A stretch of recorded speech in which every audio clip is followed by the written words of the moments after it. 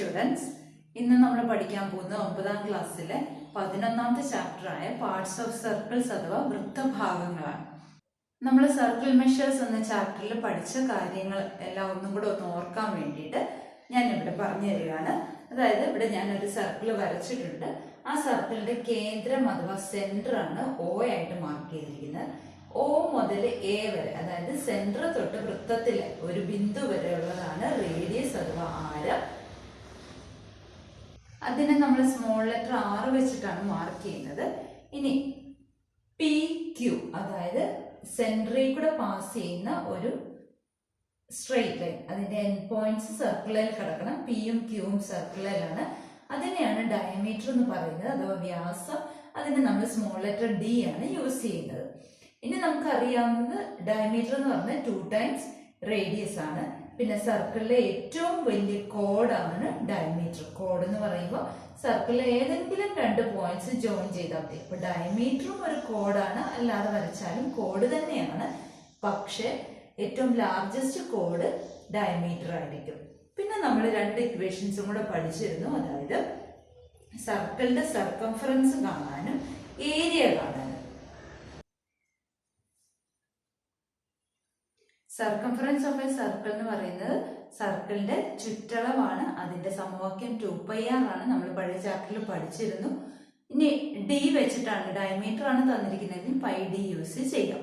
അതുപോലെ area of A circle എന്ന് പറയുന്നത് πr² ആണ്. 6 റേഡിയസ് ആണ്. ഇത്രയും കാര്യങ്ങൾ നമ്മൾ കഴിഞ്ഞ ചാപ്റ്ററിൽ പഠിച്ചതാണ്. ഇനി ഈ ചാപ്റ്ററിൽ പുതിയതായിട്ട് പഠിക്കാൻ പോകുന്നത് ഈ സർക്കിളിന്റെ ഓരോ പാർട്സ്. ഇപ്പോൾ ഇവിടെ മെയിൻ ആയിട്ടും 2 എണ്ണമാണ് പഠിക്കുന്നത്, ആർക്കും സെക്ടറും. അപ്പൊ അതെന്താണെന്ന് നമുക്ക് നോക്കാം.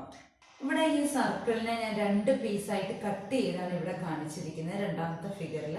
അതായത് ആദ്യത്തെ പീസ് ഇവിടം തൊട്ട് ഇവിടം വരെയും രണ്ടാമത്തെ പീസ് ഇവിടം തൊട്ട് ഇവിടം വരെ. ഈ ഓരോ പീസിനെയുമാണ് നമ്മൾ ആർക്ക് അഥവാ ചാപം എന്ന് വിളിക്കുന്നത്. ഈ ചാപത്തിന്റെ നീളം കണ്ടുപിടിക്കുന്നത് എങ്ങനെയാണ് നമ്മൾ ഇതിൽ പഠിക്കുന്നുണ്ട്.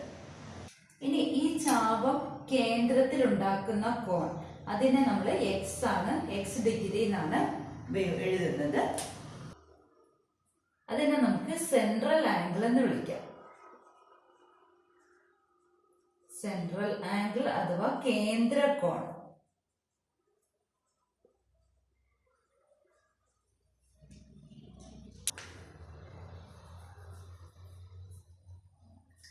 ഇതിന്റെ ബെസ്റ്റ് എക്സാമ്പിൾ ആണ്, നമ്മളൊരു ക്ലോക്ക് എടുത്തു കഴിഞ്ഞാൽ നമുക്ക് മനസ്സിലാവും. അതിന്റെ 2 സൂചികൾ. ഇപ്പൊ ഇവിടെ 12ൽ നിന്ന് കറങ്ങി 3 മണി വരെ എത്തി. 3 മണി വരെ എത്തിയപ്പോ ഇത്രയും അത് തിരിഞ്ഞു. അതായത് സൂചി ഇവിടെ നിന്നും ഇങ്ങനെ കറങ്ങി ഇവിടം വരെ വന്നു. അതിന് പകരം നമുക്ക് പറയാമല്ലോ, ഇത്രയും ആംഗിൾ തിരിഞ്ഞു എന്ന് പറയാമല്ലോ. ഇപ്പൊ ഇവിടെ 3 മണിയാണെങ്കിൽ ഇത് കറക്റ്റ് എത്രയായിരിക്കും? 90 ഡിഗ്രി ആയിരിക്കും അല്ലെ.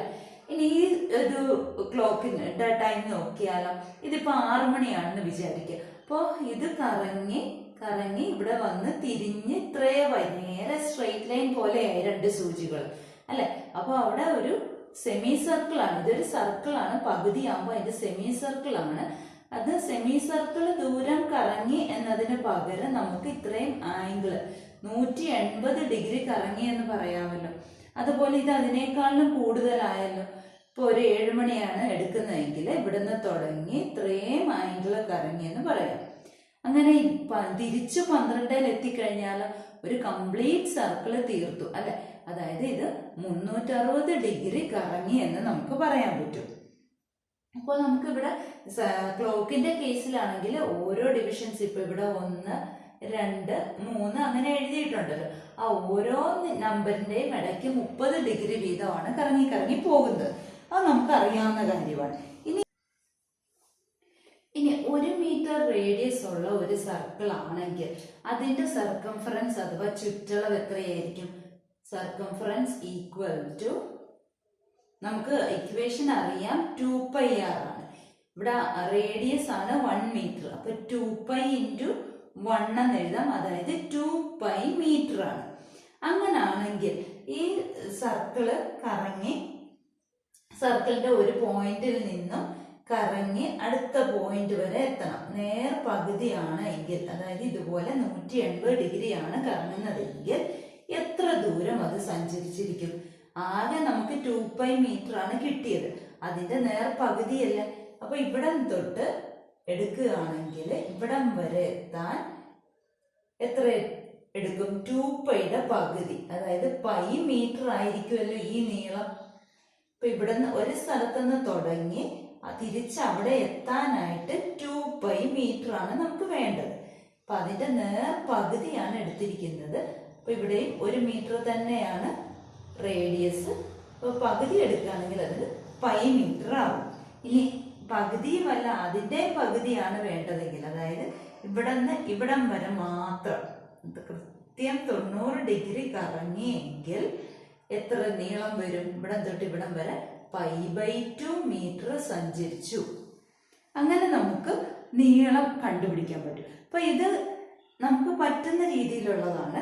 ഇനി നമുക്ക് കിട്ടാത്ത ഒരു 30 ഡിഗ്രി കറങ്ങി അല്ലെ 25 ഡിഗ്രി കറങ്ങി അങ്ങനെ വന്നാൽ എന്ത് ചെയ്യും? അപ്പൊ ഇത് 30 ഡിഗ്രിയാണ്, ആരം 1 മീറ്ററും ആണ് എങ്കിൽ ഇവിടം തൊട്ട് ഇവിടം വരെയുള്ള ഈ നീളം എത്രയാണ് ചോദിച്ചത്? കണ്ടുപിടിക്കാൻ എത്രയാണെന്നാണ് ചോദിച്ചിരിക്കുന്നത്. അപ്പൊ ഇവിടെ നമ്മള് ആരം, ഈ ചാപത്തിന്റെ നീളം എന്ന് പറയുന്ന ആരെ ആശ്രയിച്ചിരിക്കും? എന്തുമാത്രം കറങ്ങി എന്നതിനെ ആശ്രയിച്ചിരിക്കും അല്ലെ. ഇപ്പൊ നമുക്ക് ഇവിടെ ഈ ഒരു പോയിന്റിൽ നിന്ന് ഇവിടം വരെ സഞ്ചരിച്ചു, അതായത് ആകെ ഉണ്ടായിരുന്നതിന്റെ 180 ഡിഗ്രി സഞ്ചരിച്ചു. അപ്പൊ എങ്ങനെ എഴുതാം? ആകെ 360-ല് 180 ഭാഗം സഞ്ചരിച്ചു. ഇതെന്ന് പറയുന്നത് എത്ര ഭാഗമാണ്? ആകെ വൃത്തത്തിന്റെ പകുതി ഭാഗമാണ് അല്ലെ. ആകെ വൃത്തം എത്രയുള്ളത്? 2π മീറ്റർ ആണുള്ളത്. അപ്പൊ 2π മീറ്ററിന്റെ പകുതി എന്ന് പറയുന്നത് എത്രയാണ്? പൈ മീറ്റർ ആണ്. ഇനി ഇവിടെ എടുക്കുകയാണെങ്കിൽ 360-ല് എത്ര ഭാഗം സഞ്ചരിച്ചു? 90 ഭാഗം സഞ്ചരിച്ചു. എന്ന് പറയുന്നത് എത്രയാണ്? 0 0 വെട്ടി 9 × 4 ആണ് 36. അപ്പോ 4-ൽ1 ഭാഗം സഞ്ചരിച്ചു എന്നാണ് എൻ്റെ അർത്ഥം. അതായത് ആകെ 2π ആണ് ഉണ്ടായിരുന്നത്. അതിന്റെ 4-ൽ1 ഭാഗം എന്ന് പറഞ്ഞാൽ എത്രയാണ്? π/2 ആണ്. ആ π/2 ആണ് നമുക്കിവിടെ കിട്ടിയിരിക്കുന്നത്. അങ്ങനെ ആണെങ്കിൽ നമുക്കിവിടെ 30 ഡിഗ്രി സഞ്ചരിച്ചാല് 360-ന്റെ 30 ഭാഗം സഞ്ചരിച്ചു എന്നല്ലേ. ഇവിടെ എല്ലാം നമ്മൾ 1 മീറ്റർ കേസിന്റെയാണ് എടുക്കുന്നത് അല്ലെ. ഇപ്പൊ 360-ന്റെ 30 ഭാഗം എന്ന് പറഞ്ഞാൽ എന്താ? 0 0 വെട്ടിപ്പോയി 1/12 ഭാഗം, 12-ൽ1 ഭാഗമാണ് സഞ്ചരിച്ചത്. അപ്പൊ ഇത് റേഡിയസ് മാറി മാറി വരുമ്പോ നമ്മൾ എങ്ങനെ കണ്ടുപിടിക്കും അന്നേരം? അതായത് റേഡിയസ് 6 ആയിട്ടുള്ള ഒരു സർക്കിളില് x ഡിഗ്രി തിരിയുമ്പോൾ എത്ര ദൂരം സഞ്ചരിച്ചു എന്ന് കണ്ടുപിടിക്കുന്നത് 2πr × x/360. 360-ൽ എത്ര ഭാഗം കറങ്ങി എന്നുള്ളതാണ് നോക്കുന്നത്.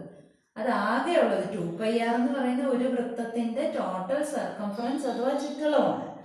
അതിന്റെ എത്ര ഭാഗം കറങ്ങി? ഇനി ഒരു എക്സാമ്പിൾ നമുക്ക് നോക്കാം. In A circle of radius 3 centimetre, what is the length of the arc of central angle 60 degree? ഇവിടെ സെൻട്രൽ ആംഗിൾ 60 ഡിഗ്രിയും റേഡിയസ് 3 സെന്റിമീറ്റർ ആയിട്ട് ഞാൻ വരച്ചിട്ടുണ്ട്. അപ്പൊ നമുക്ക് ഈ ലെങ്ത്, ഈ ആർക്കിന്റെ ലെങ്ത് ആണ് നമുക്ക് കണ്ടുപിടിക്കേണ്ടത്. ഇവിടെ തൊട്ട് ഇവിടെ വരെയുള്ള ലെങ്ത് ആണ് കണ്ടുപിടിക്കേണ്ടത്. ഇനി ഇത് 60 ഡിഗ്രി കറങ്ങി എന്ന് പറഞ്ഞാൽ ടോട്ടൽ 360-ന്റെ 60 ഭാഗം കറങ്ങി. ഇപ്പൊ 0 0 ക്യാൻസൽ ചെയ്തിട്ട് ബാക്കി 1/6 ഭാഗം കറങ്ങി എന്ന് നമുക്ക് പറയാമല്ലോ. എന്തിന്റെ 1/6 ഭാഗം കറങ്ങിയത്? Total circumference. ഇപ്പൊ ടോട്ടൽ സർക്കംഫറൻസ് എത്ര നമുക്ക് നോക്കാം. സർക്കംഫറൻസ് = 2πr ആണല്ലോ. 2πr. ഇപ്പൊ 2 × പൈ ഇൻറ്റു റേഡിയസ് ഇവിടെ 3 സെന്റിമീറ്റർ തന്നിട്ടുണ്ട്. അതായത് 6 പൈ ആണ് ടോട്ടൽ സർക്കംഫറൻസ്. അതിന്റെ 6ൽ ഒരു ഭാഗം കറങ്ങി എന്ന് പറഞ്ഞാൽ 6 പൈ ഇൻറ്റു 1/6 ആണല്ലോ. അതായത് പൈ സെന്റിമീറ്റർ കറങ്ങി, അല്ലെങ്കിൽ length of the arc pi centimetre ആണ് കിട്ടിയല്ലോ. ഇത് നമുക്ക് ഫോർമുല വെച്ചൊന്ന് ചെയ്ത് നോക്കാം. അതായത് ലെങ്ത് ഓഫ് ദി ആർക്ക് എന്ന് പറഞ്ഞാൽ എന്താണ്? ഇപ്പൊ നമ്മൾ പഠിച്ചു, length of the arc equal to x/360 into 2πr. X എത്രയാണ്? സെൻട്രൽ ആംഗിൾ ആണ് 60 degree by 360 into 2π. r radius ആണ്, റേഡിയസ് 3 സെന്റിമീറ്റർ തന്നിട്ടുണ്ട്. 0 ക്യാൻസൽ ചെയ്തു. ഇനി 6ഉം 36ഉം ക്യാൻസൽ ചെയ്യുമ്പോൾ 1/6 വരും. 1/6 into 2 3s are 6 pi. 6 cancel ചെയ്ത് ആൻസർ പൈ സെന്റിമീറ്റർ ആയല്ലോ. അപ്പോൾ പൈ സെന്റിമീറ്റർ കറങ്ങി. ഇങ്ങനെ ചെയ്താൽ നമുക്ക് ആൻസർ കിട്ടും. ഇനി ഇവിടെ ഒരു ഡെസിമൽ ഒക്കെ വരുമ്പോൾ നമുക്ക് ഫോർമുല ആയിട്ട് ചെയ്യുന്നതായിരിക്കും എളുപ്പം.